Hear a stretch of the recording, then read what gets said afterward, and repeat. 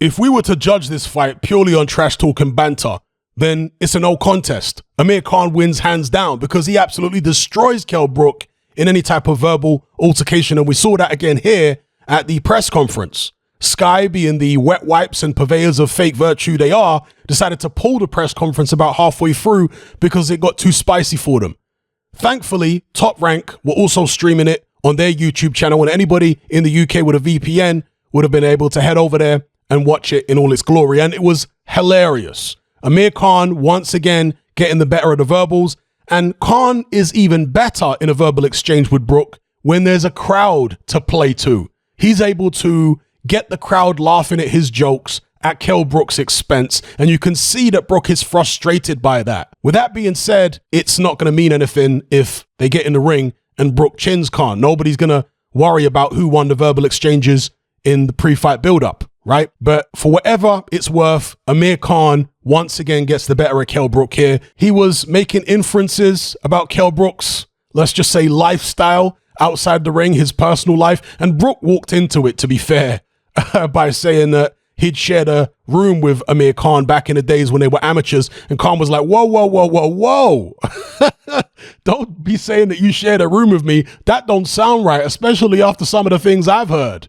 And Brook did try to come back, but again, people were laughing at what Amir Khan was saying rather than what Kell Brook was saying. At least that's my interpretation of what happened. Khan was goading Brook. He was mocking him. And he also said something about Brook being prejudiced because of a comment Brook made about poppadoms and whatever. I don't think Khan really cares about that comment, to be honest with you. I think it was just something that he was, again, using to try and rattle Kell Brook, to try and confuse him, to try and maybe get the people in the press asking questions of him, get the fans asking questions of him, maybe turning hostile towards him. So I think he's just trying to keep Brook in a state of confusion and unease. The two trainers, Bomac and Dominic Ingle, also got into it. Khan talked about Dominic Ingle drinking Kell Brook's sweat and how disgusting that, and that is really disgusting.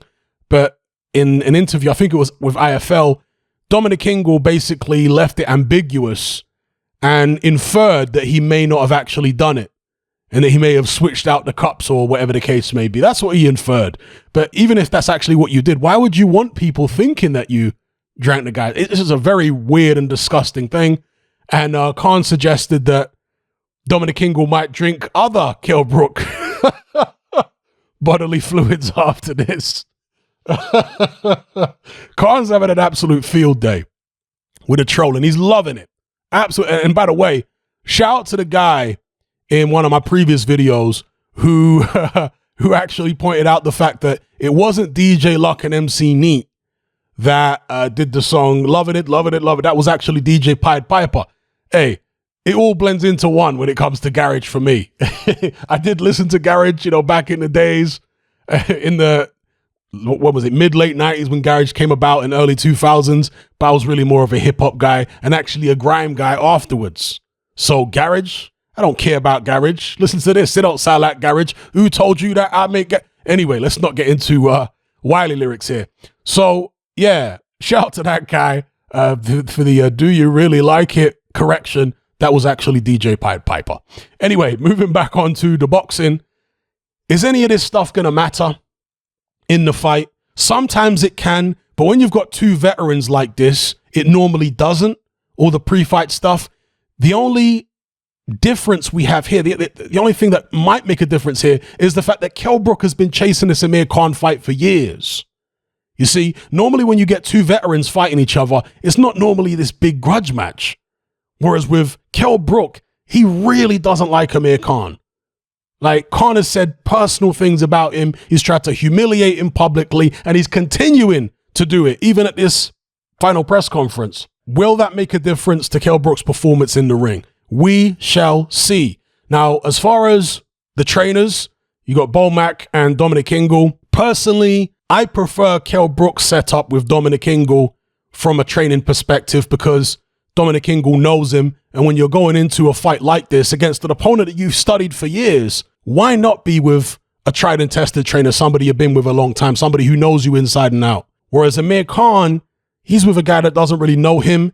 Bomac doesn't know him. He doesn't really know Bomac like that.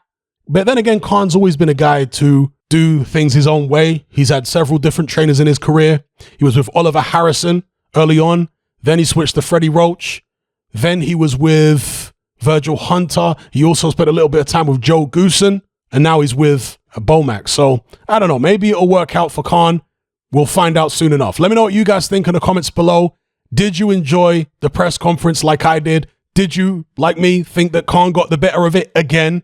Because he just knows how. And this is this funny thing about it, right? Khan has never really been a particularly good trash talker. He's never been that good at getting under his opponent's skin, at getting in their heads and winding them up. In fact, it's often been the other way around, where you've had the likes of Angel Garcia getting under Khan's skin and getting him to fight reckless against his son, Danny Garcia, and getting himself knocked out. But with Kell Brook, for some reason, Khan knows exactly which buttons to push. He knows exactly how to wind Kell Brook up. He knows exactly how to get a crowd laughing at all his jokes about Kell Brook. You know? We've never really seen, I can't remember seeing this side of Khan earlier on in his career. He might have tried it with certain people, but it never really worked. But with Kell Brook, he has his number for some reason in a verbal exchange, in a verbal altercation. So, yeah, that is what that is. Let me know what you guys think in the comments below. Again, about the press conference, how you think the fight's going to go, and whether all this stuff, the verbals, are going to affect the performances in the ring, either for the positive or the negative. Maybe some of you guys think that Kell Brook will actually get extra motivation because of the, verbal exchanges and what have you, and he'll perform better. Or maybe you feel he'll perform worse. Maybe you feel Khan will perform better or worse based upon these verbal exchanges. And I'm talking about the mindset that they're in.